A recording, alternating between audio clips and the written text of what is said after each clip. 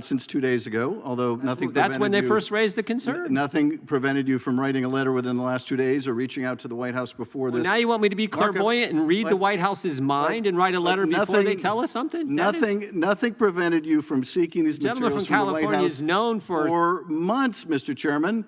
For months. I'm not a mind reader. And I thank you for making a very clean record for any court that will look at this. The gentleman from North Carolina said an accommodation months ago the White House could have raised the concern, and they didn't. These documents, because your first move, of All right, course, political junkies, buckle up. Today, I'm breaking down one of the wildest House Judiciary showdowns we've seen in a long time. Jim Jordan, Adam Schiff, and a subpoena that could send shockwaves through the White House. Here's how it all went down. The committee, with Jordan in the driver's seat, wants documents from Mark Zwanitzer. Yeah, that's President Biden's ghostwriter.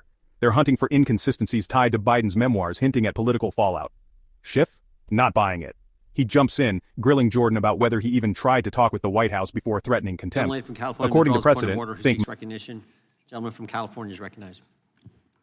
Mr. Chairman, much as I don't like certain parts of the Mazars decision, it clearly applies in this case, and the committee is required to engage with the White House in order to seek an accommodation over materials held by a private party, as they were in the Mazars case, and seek to resolve this with the White House. So I would ask unanimous consent that we enter into the record your correspondence to the White House. Without objection. Seeking to engage them to resolve this. And I thank the chairman for not objecting.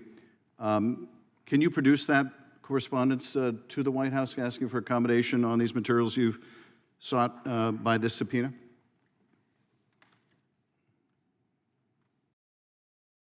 First time they reached out to us was 2 days ago. Yes, and of course the author expressed the concern that these materials may implicate interests of the executive. I think that was weeks ago. But having admitted without dissent your correspondence to the White House, can you produce that for us, where you have sought an accommodation, where you've sought to work this out with the White House? Can you share that with us, since that is now part of the record? Well, I thought you had it. You wanted to enter it into the record.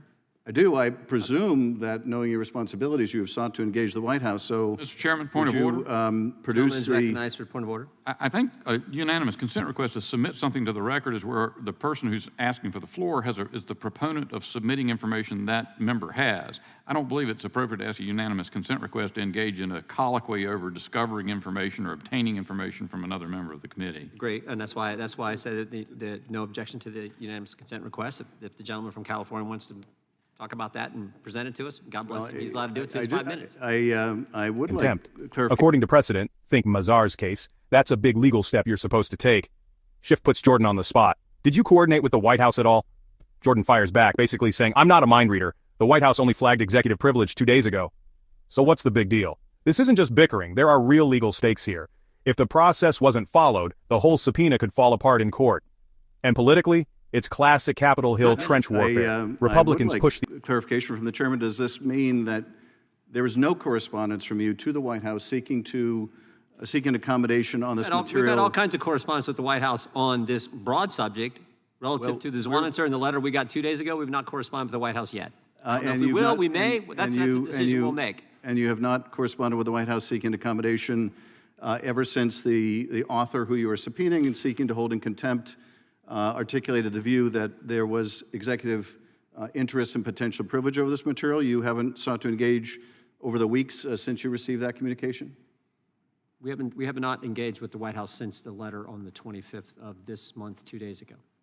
And prior to that time, did you engage the White House in an effort to obtain these materials? All kinds of engagements with our counsel and counsel, both I'm talking about Justice Department and White House, with our counsel over the last several months relative to the special counsel this subpoena, Mr. Chairman. Did you engage with the White House at any time in the last several weeks since issuing this subpoena, the one you want to hold this witness in contempt for? Did you ever engage with the White House in an effort to accommodate, an effort to reach an agreement, an effort to prevent this from having to be litigated?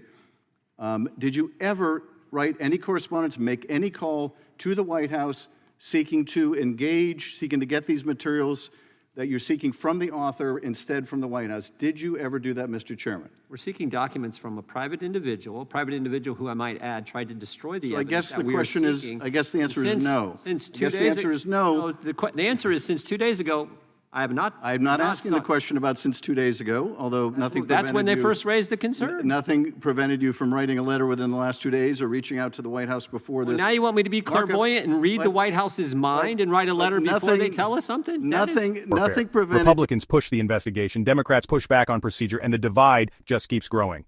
After the hearing, social media went nuts. Both sides are cheering for their guy, but here's the real question. Is Jordan right to go straight to contempt, or does Schiff have a point about following the rules?